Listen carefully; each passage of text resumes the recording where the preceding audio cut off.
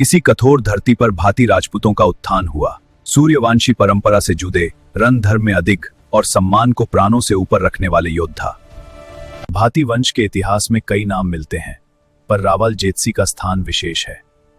उनका शासन ये सिखाता है कि राजा होना पद नहीं, उत्तरदायित्व होता है। लोकवाणी में रावल जेतसी को मरुभूमि का सिंह कहा गया। वे न्यायप्रिय थे, रण कौशल में निपुण और युद्ध को बुद्धि से जीतने में विश्वास रखते थे। उनका दरबार सादगी से भरा था, वैभव से अधिक अनुशासन और मर्यादा पर जोर था। रावल जेतसी जानते थे कि थर में शासन केवल किलों से नहीं, जन विश्वास से चलता है। 8 वर्षों के युद्ध की शुरुआत एक दिन में नहीं हुई। ये संघर्ष धीरे धीरे पनपा, जैसे रेगिस्तान में उठता तूफान। पश्चिम दिशा से एक शक्तिशाली सत्ता थार के व्यापार मार्गों पर नियंत्रण चाहती थी। ऊंट करवान, नमक मार्ग और रेशमी रास्ते सब भाती क्षेत्र से होकर गुजारते थे।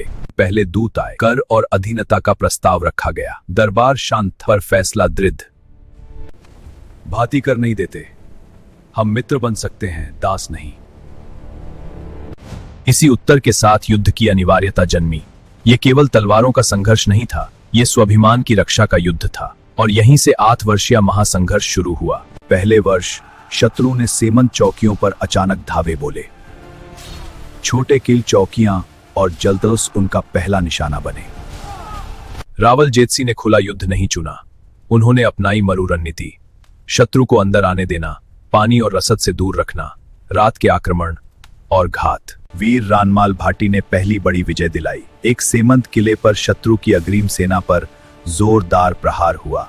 शत्रु पीछे हटने पर मजबूर हुआ। पहले वर्ष का निष्कर्ष स्पष्ट था, यह युद्ध लंबा चलने वाला था। दूसरे वर्ष शत्रु ने पड़ोसी राजवाड़ों से संधियां शुरू की। कुछ छोटे सरदार भय से कांप गए। जो आज भय से झुकेगा, कल इतिहास में अपमान पाएगा। कुछ सरदार लौट आए, कुछ ने पीठ दिखा दी। यह वर्ष तलवार का नहीं, राजनीति का युद्ध था। रणभूमि से ज्यादा मनोभूमि पर संघर्ष। तीसरे वर्ष पहली बार पूर्ण युद्ध हुआ। मरुभूमि में दोल नगाड़ों की गूंज थी, आकाश धूल से भर गया। उदय सिंह, धनुविद्या के महाराठी, ने शत्रु के सेनापति को घायल कर दिया।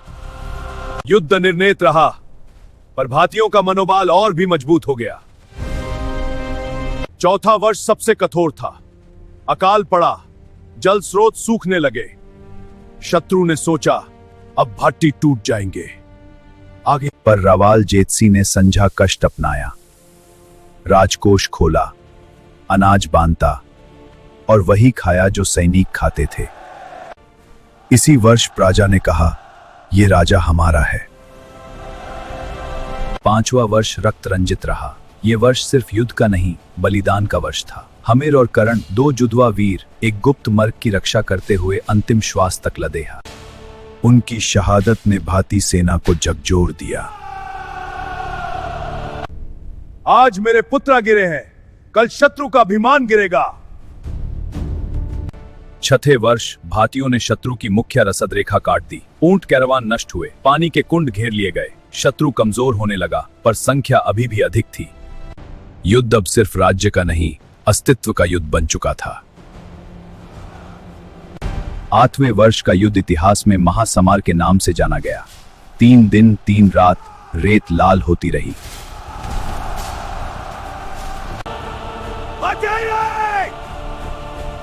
अंततः रावल जेतसी वीरगति को प्राप्त हुए।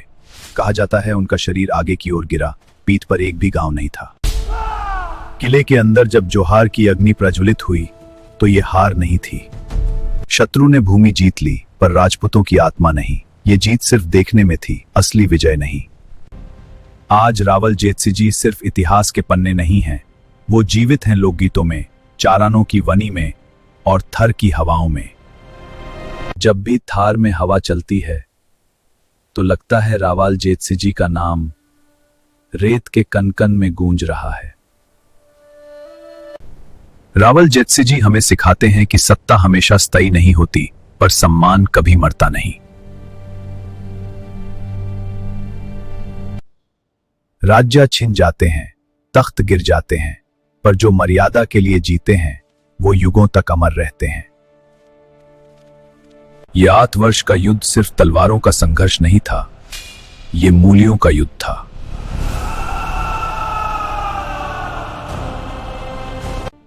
रावाल जेतसी जी हारे नहीं, वो इतिहास बन गए।